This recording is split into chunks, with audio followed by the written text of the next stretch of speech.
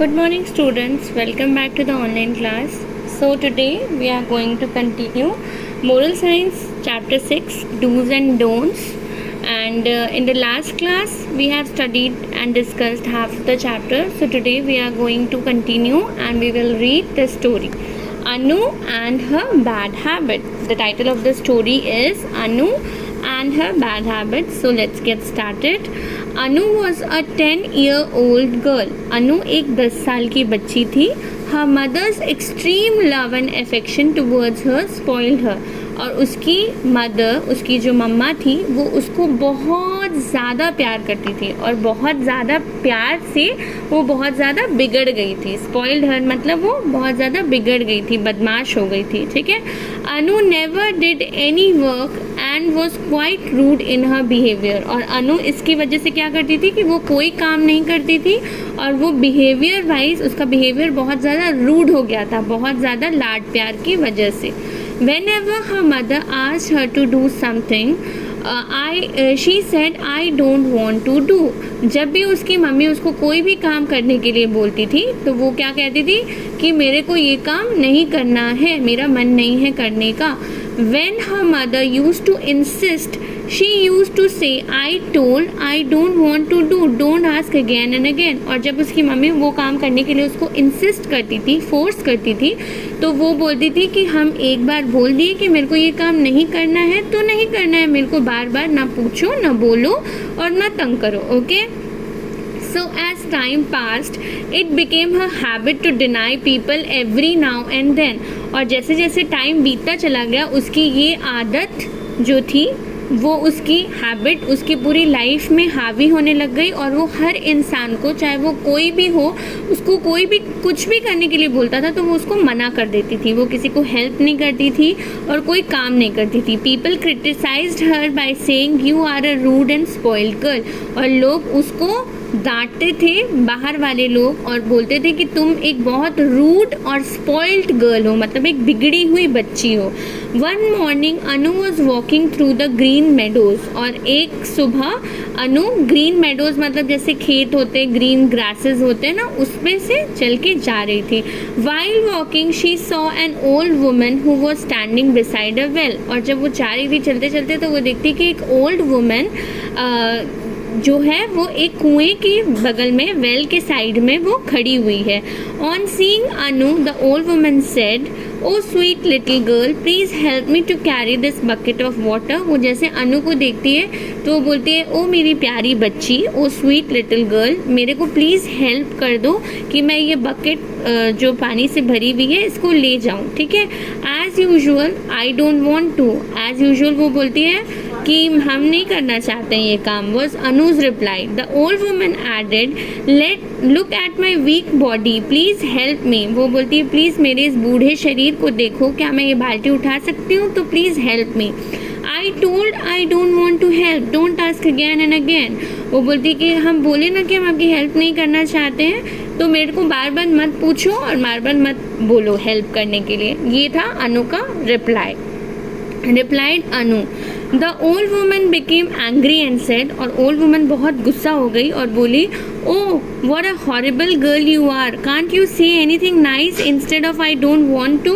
तुम कितनी खराब और बिगड़ी हुई लड़की हो, तुम प्यार से भी तो मना कर सकती थी. ये कितने रूडली तुमने मुझे जवाब दिया कि मेरे को नहीं करना है. Keep your mouth shut was Anuj reply. कि तुम चुप रहो. वो ऐसे उस बूढ़ी औरत को बोली इतनी छोटे होने के बावजूद. The old woman was Anu's reply. The old woman became furious and cursed her by saying. और ओल्ड वुमन को बहुत ज़्यादा गुस्सा आ गया और वो उसको कर्स कर दी. कर्स मतलब जैसे हिंदी में कहते हैं श्राप देना, कि all right now you can only say I don't want to. और वो उसको कर्स कर दी और बोली कि अब तुम अपनी लाइफ में इन वर्ड्स के अलावा कुछ नहीं बोल पाओगी. तुम जो भी कुछ भी बोलना चाहो तुम्हारे मुंह से यही निकलेगा I don't want to. You will not be able to say anything else. Saying this the old woman disappeared. और ये बोलते ही वो ओल्ड वुमन डिसअपियर हो गई, गायब हो गई. अनु बिकेम वेरी फ्राइटेंड. और अनु बहुत डर गई ये देख के. She could not believe what had happened. और वो बिलीव ही नहीं कर पाई कि मेरे साथ हुआ क्या. She had read many stories about witches and fairies. और वो विचेस और फेरीज के बारे में बहुत सारी स्टोरीज पढ़ चुकी थी। She started running towards her home, और वो अपने घर की तरफ भागी कि ये सोच के कि वो बूढ़ी औरत क्या या तो कोई विच थी या तो कोई फेरी थी। On the way she met her friend Sarika, और रास्ते में उसको उसकी दोस्त सरिका मिली। Sarika asked her would you like to play badminton, क्या तुम बैडमिंटन खेलना चाहोगे? Anu wanted to say yes, और अनु येस बोलना चाहती थी, but actually say no I don't want to, लेकिन उसके मुंह से क्या निकला? No I don't want to, because वो कर्स हो चुकी थी। अब आफ्टर सम टाइम अनु रीच्ड होम, और कुछ देर के बाद वो घर पहुंची। She was looked very disturbed, और वो बहुत गुस्से में, बहुत चिड़चिड़ाई हुई थी क्योंकि वो कर्स को झेल रही थी।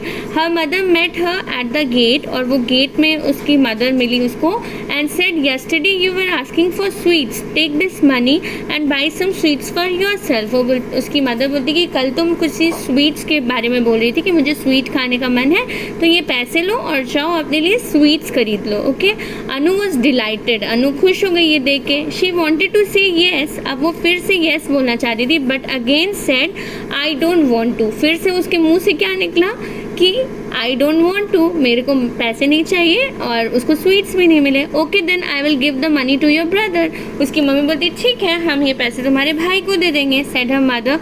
अब poor Anu, what a dreadful day she was having, मतलब कितना ख़राब दिन, ड्रेडफुल मतलब पेनफुल और टेरिफिक दिन उसका चल रहा था। Everyone was offering her nice things, हर इंसान उसको अच्छी अच्छी चीज़ ऑफर कर रहा था, बैडमिंटन खेलने के लिए, स्वीट्स के लिए, मनी, लेकिन वो हाँ नहीं बोल पा रही थी, but still could not have them, वो कोई भी अच्छी चीज़ को इन्जॉय नहीं कर पा रही थी।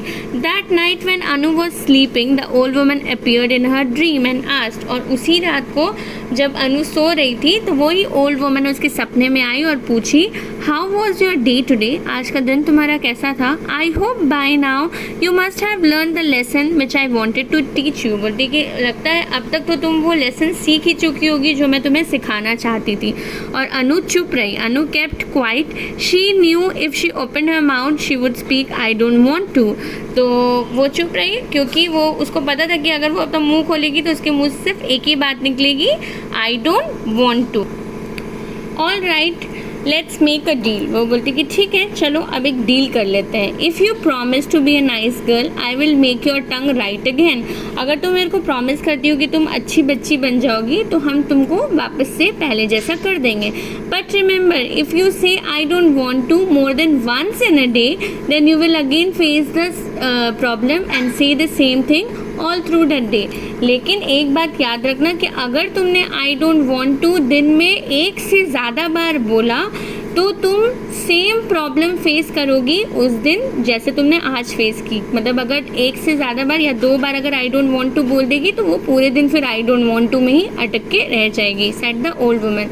अनु सिग्नल्ड येस। अनु हाँ बोलती है इशारे से, क्योंकि उसके मुंह से तो आई डोंट वांट टू ही निकलना था। By shaking her head the old woman threw a flower at her and said, और ओल्ड वुमन उसकी तरफ एक फ्लावर फेंकती है और बोलती है now your tongue has become right again, और अब तुम्हारी ज़बान पहले जैसे ठीक हो चुकी है।